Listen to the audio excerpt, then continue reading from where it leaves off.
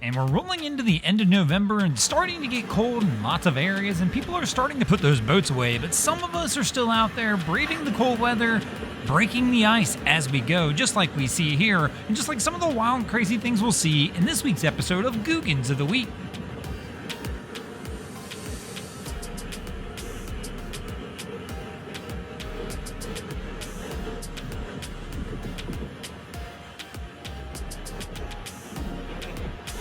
Now, of course, those Florida boys, they don't worry about the ice. They just get out there and enjoy those days even right now. Sometimes they enjoy them a little too much, as we see this crew does here as well, especially for the guys to be standing on the back as they leave the dock.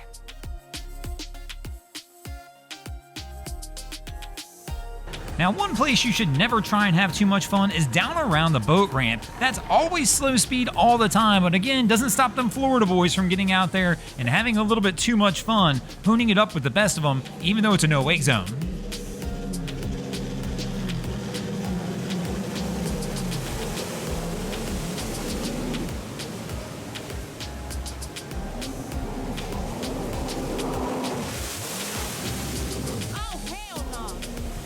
Now, I can't tell if this one's fun or dangerous. Now, one thing's obvious here, there are multiple massive tourist ships here, so it can't be all that dangerous, and they must do it all the time. But my man here's jumping on with a baby in arms and everything. It looks like it's a little bit of a wild experience trying to get back onto this boat as we see it bouncing up and down.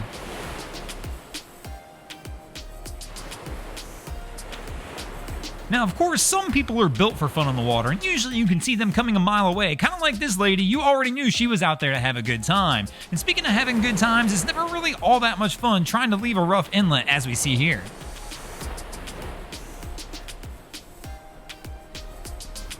Now, of course, spending time out on the water is fun, typically a good time that we all enjoy, but sometimes that time can go wrong, especially if you weren't paying attention to the tides. What you thought was going to be just a little 2 or 3 hour sandbar trip, all of a sudden the next thing you know can be an 8 to 10 hour sandbar trip.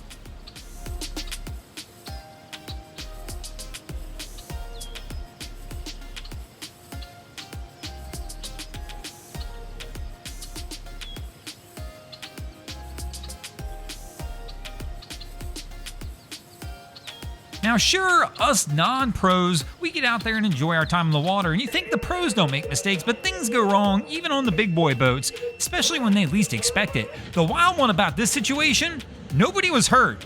I can't figure out for the life of me how that one happened, but here's another angle of it. It's an explosion at a port, but all of a sudden, nobody was injured during this, and everybody somehow winds up walking away. Even the vessel itself doesn't wind up sinking at the dock or anything crazy like that.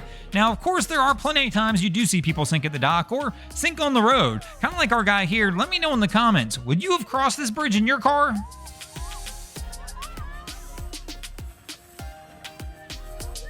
Speaking of cars, some of the things we'll see out there towing boats are absolutely incredible. My question is, how are they actually going to launch the boat from that Prius? I gotta imagine that Prius is getting wet, unless they've got a way of getting it off the trailer like this.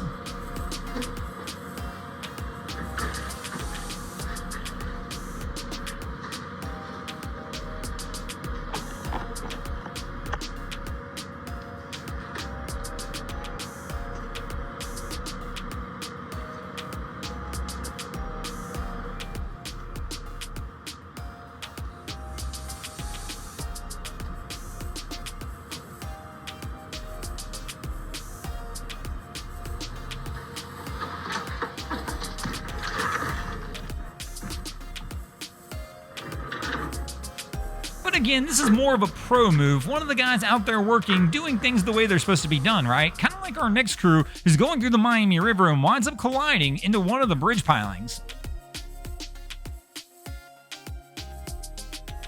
And when we think of pros making mistakes out there in the water, we often think of pro mariners, but it doesn't have to be a pro mariner. Heck, you can be just a Disney actor out there trying to do your thing and all of a sudden have that boat hit something. But of course, one thing the pros are good at is getting out there and rescuing us when we have issues.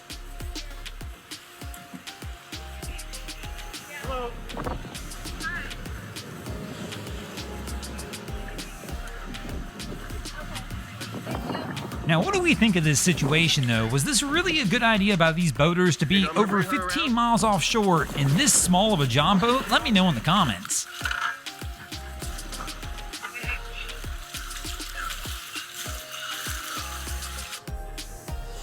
I'm never going on a little boat ever again in my life. Gotta see. Now this one's another interesting one, another rescue by the pros out there on the water, but not a boat rescue this time. Here, air traffic controllers were watching an airplane come in on the runway when the next thing they know, it just disappeared completely off the radar. They automatically assumed she went down into the water and dispatched rescue crews, and fortunately, they were able to find this crew in the water hanging out by the plane. The aircraft, which was floating with 4 persons in the water, they were holding on to the tail wing of their aircraft because that was the only thing that could float. The currents and winds are kind of getting up there already, and we stayed in a tight circle around them. So that way, they're like, "Oh, where's the Coast Guard aircraft?" They look down the water, they could see where it was. Good Samaritans that were looking, so we just stayed on top of the target, and then that helped vector in the Good Sams to find the people, and they were able to identify them, pull them on the dinghy, and I think they even had a dog. Through Albert Whitted Tower, a maritime law enforcement asset got right on scene as well, and then picked the guys up from the Good Sams onto their vessel.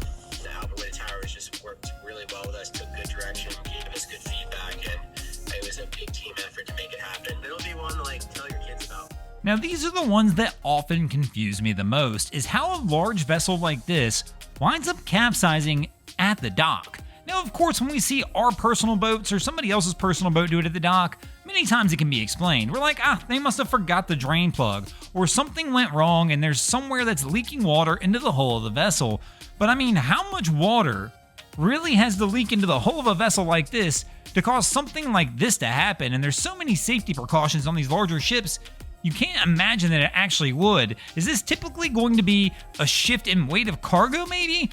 I'm not a professional mariner in the sense that I've never worked on a cargo ship. I'm sure some of you guys may have, but if you have, let me know in the comments. How does one actually go this wrong as we see here? And this is just the beginning, of course. This vessel started to go over and capsize, but in the end, she winds up completely capsized on her side, cargo in the water, and just a devastating scene. But it really is, to me, just always unbelievable that these big boats can wind up in spots like this with as many safety features are on these vessels, especially here at the dock. I mean, out in open water, if it's getting rocked around, I can see weight shifting, but you don't imagine too much weight's going to shift on the dock other than stuff being offloaded. Now this is another wild encounter to run into out on the water by many factors. Of course you're running into wildlife, but the scene itself's wild as well. But do you think these guys should have gotten this close to it? Let me know in the comments on that one. But thanks for watching, crew. Hope you enjoyed this episode of Googans of the Week. If you ever see anything crazy happening on your waterways, be sure to hit us up over on Facebook or Instagram at Broncos Guru and let us know, and you might see your stories over here. And if you guys haven't already, go ahead and drop an anchor on the subscribe button. If not, we're coming to steal your drain plug.